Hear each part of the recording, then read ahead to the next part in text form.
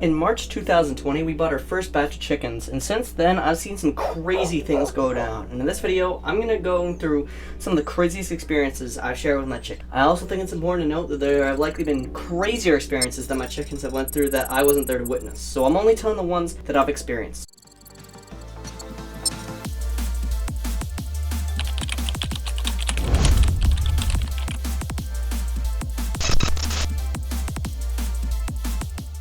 In early June of 2024, I was in my room. It was an ordinary Tuesday evening on the farm. I just got back from a workout and a long walk with my puppy up and down the block. At this point, the sun was pretty much completely set, so it meant that it was time for some work on my channels. I booted up the photo editor and played some music in the background while I had the window open outside. It was only about 65 degrees that evening, and there was a nice light breeze in the air. This allowed me to hear everything that was going down outside, and that window would be the reason why my chickens survived that night. Now cut to my chickens, and you could clearly see them settled in for the night. The only issue was that the door was wide open, and if you were looking at 85 feet behind the chicken coop, you could be able to see a pair of green eyes. Now this part is speculation, but the next part sadly isn't, as the raccoon had been eyeing down the feeding bin, but as soon as he saw the chicken coop door wide open, he must have thought, wow, that's a crazy opportunity. Because of the fact the door was wide open, he was able to walk in like it was just a normal door. Now the raccoon faced a problem. Which chicken did he want to take? On the floor there was Rogue, who was a buff Orpington that was approximately 3 years old.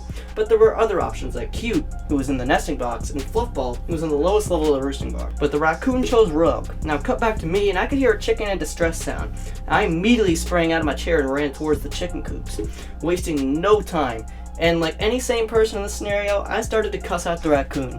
And only for a split second, I saw a pair of eyes in the yard. However, fortunately, my chicken Rogue wasn't injured and appeared to have been grabbed by the tail, which is always the best case scenario in these types of situations. The raccoon didn't try to get anyone else for about 40 minutes after the situation, I just sat in my seat listening. But fortunately, everybody was just fine.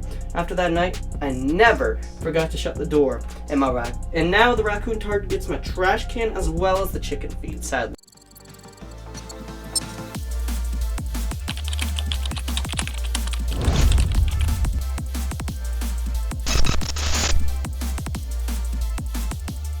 Now, the amount of times I've covered this topic is crazy, so allow me to share you a clip from January that best explains this story. You see, back in May 2020, specifically May 3rd, BCT and Chicken Burger got into a little bit of a fight, if you will, and those two really fought it out. So much so that one of them ended up flying, because it was burnt chicken tender that flew and hit Mrs. Peepers, which unfortunately sent her to the emergency room with a very highly life-threatening injury.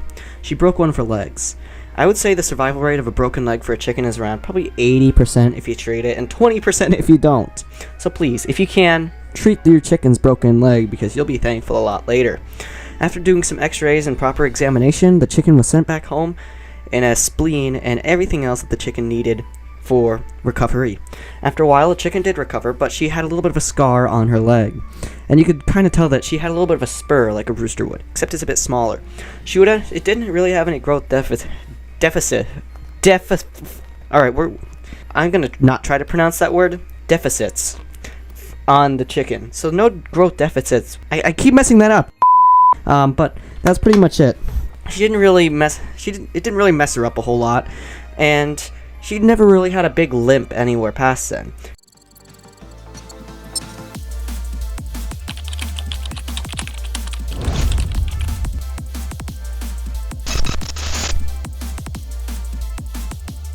It was an ordinary Friday morning in August of 2022, and I just woke up and I was getting ready to produce a video, as that was the first thing I did in the morning. I got on my camera gear and immediately went into the garden to film this video. After I sat down, after roughly 1 hour, it was now about 9 a.m. and I really wanted to take a walk, and that's exactly what I did. However, on my walk, I heard something interesting.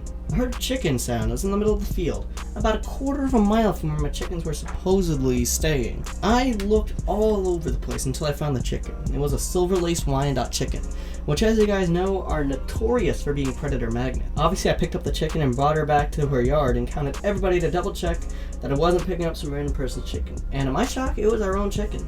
I will never understand how this ended up happening, but to be honest, it's a very interesting story. And if I was a few minutes late, a hawk could have just spawned in over there and taken the chicken.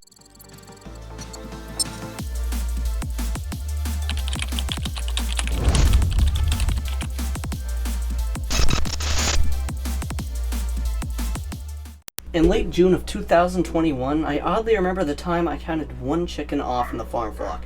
At the time, there was a big thunderstorm, but keep in mind, I was still a much newer chicken owner at the time, so I began freaking out and worrying that the chicken was killed. The thunderstorm that night was very intense, so not all hope was lost. But one thing's for sure though, I was determined to find that chicken. However, the thunderstorm was one where the force was stopping me. We received a wind gust of 63 miles per hour, whilst I was outside in a basic t-shirt and a flashlight looking for a missing Easter egg or chicken. After about 75 minutes of searching, I called it off to go inside and cool off. The next morning, I began another search party for the chicken, and this time I spent a good 2 hours looking for this chicken. But it was only then that I realized that I was looking for a likely deceased chicken. However, on July 3rd, nearly 4 days after the chicken went missing, I uploaded a video where I detailed the fact that the chicken went missing. However, at the end, I had revealed that the chicken was found and just needed to be dried off. She wasn't injured, and she even flew from inside the stone wall. But do you want to know something even crazier? The fact that chicken is still alive in the big 2024. Her name is Chica Chica, but this image on the screen is what she looked like in September of 2021. This story has so many twists and turns, but still had a happy ending. If you're wondering, she doesn't reside in the farm flock anymore, but rather in my pet flock, which is basically the retirement flock, despite a 10-month-old chicken living in that flock. But anyways, this story taught me to accept the truth sometimes, as back then, I didn't really want to accept that truth, and it was evident in the fact that I would make entire 15-minute update videos talking about a minor injury that one of my chickens sustained.